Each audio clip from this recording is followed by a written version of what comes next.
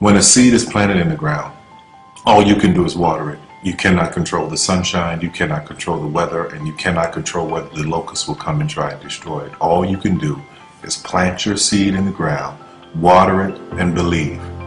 That is what allowed me to be in this position right now. I would not stop believing. I planted my seed. I worked really hard. I had one idea, and that was to do a play. All the other stuff came. My only idea, my only focus was to do my one play. And I knew if I could get that to work, everything else would come to pass. There's so many people who go in so many directions. This week they're doing this, and next week they're doing that, and next week they're doing this, and next week they're going to be in real estate, and the next week they're going to open a salon. And those kind of people are all over the place, and I usually try to get them to focus on one thing, one area. Put all of your energy into watering one area. If you spread the water across many seeds, you don't have as much water for one seed. So focus on one thing, make it your priority, and stick with it no matter what. No matter how many people told me no, no matter how many people lied to me, no matter how many times I put the show up and nobody came.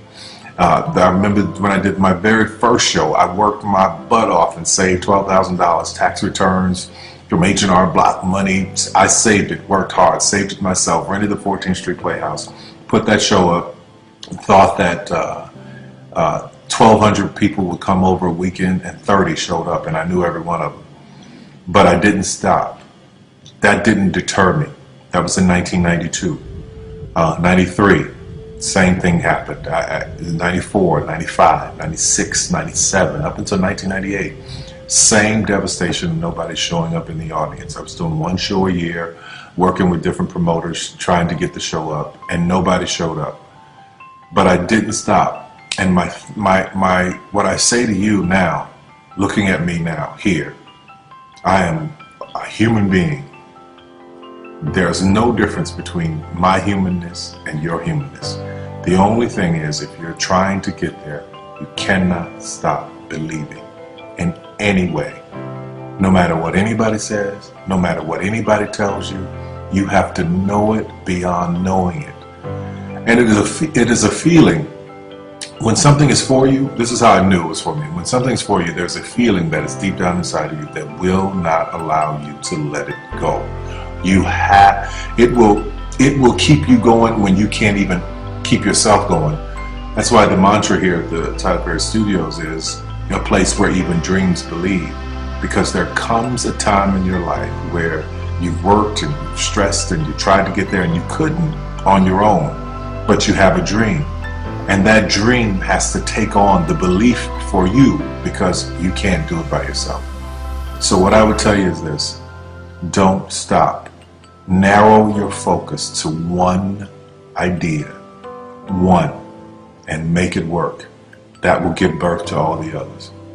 All you can do is plant the seed and water it. God Himself has to give the increase. Only God can make the sunshine. Only God can bring the rain. But if you've planted the seed, then you've done your part. Anything you want is possible. God knows I'm a living witness. Please feel me. Please hear this from my heart. Anything you want is possible. If I didn't believe it, I wouldn't take the time to send this message to you. Take care of yourself.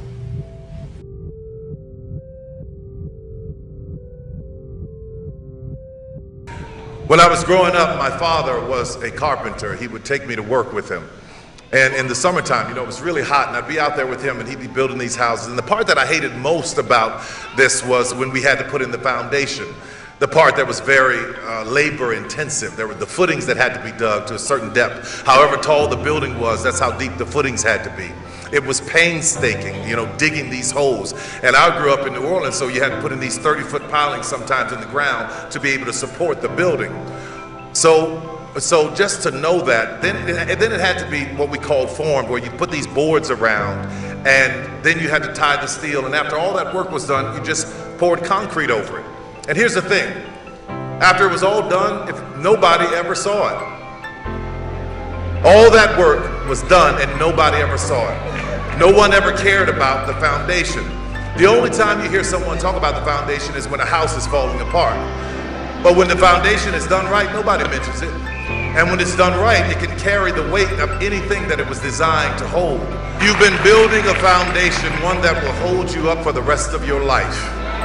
And you know, when I was a kid, I would ask myself, you know, why is nobody paying attention to this foundation? Why did this work have to be so hard? Have you ever wondered, for some of you, why it had to be so hard to get through school or just make it from day to day? Well, that's because what you were building had to be strong enough to support the weight of whatever you could dream. And if you're like me, you are a huge dreamer. You had to have a foundation that is big enough and strong enough and bold enough to hold all of your dreams and handle them coming true. That's why in life, it's not always an even playing field. All that means is that you were being designed to handle different levels of success.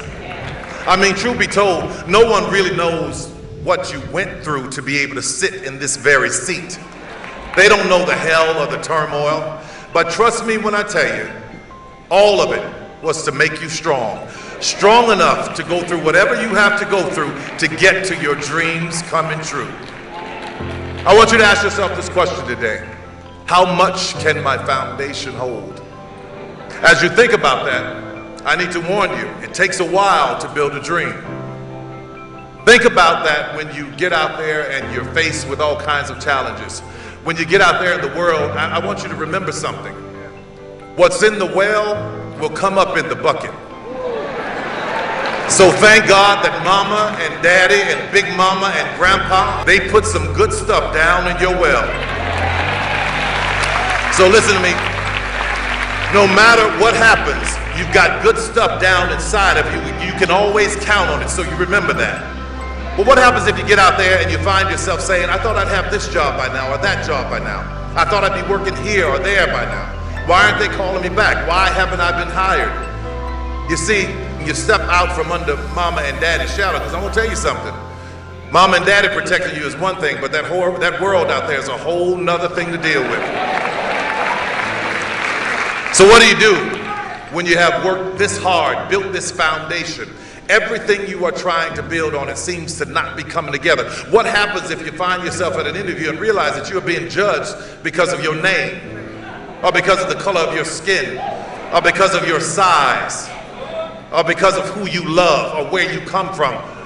What if in a few years you find yourself at a glass ceiling, that the one in the career that you thought you so desperately wanted? What do?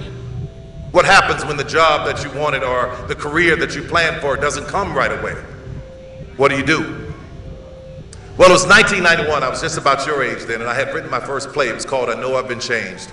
It was about adult survivors of child abuse, and I wanted to do this show, and just my intention was just to make enough money to be able to take care of my mother. That's all I wanted to do. That was my goal. Make the money and retire her. Anyway, I just moved to Atlanta to try and launch this play, so I went to work. I would always work. You have to always work. You got to always go to work.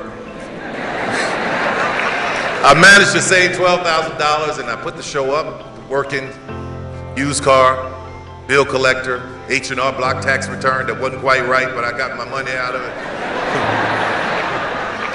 I thought 1,200 people would show up that weekend, but only 30 showed up. My car payment, rent, everything was tied up in it, so I ended up homeless. I ended up out on the street with no money and nothing to my name. But I knew that that is what I was supposed to be doing. I knew that I was on a good foundation. I had put in the work. This was supposed to work. It was supposed to be successful, but it wasn't. Over and over again, it failed, or so I thought. So today I want to challenge you to know your intention as to why you do what you do. And I promise you, if your intention is right, you will be successful.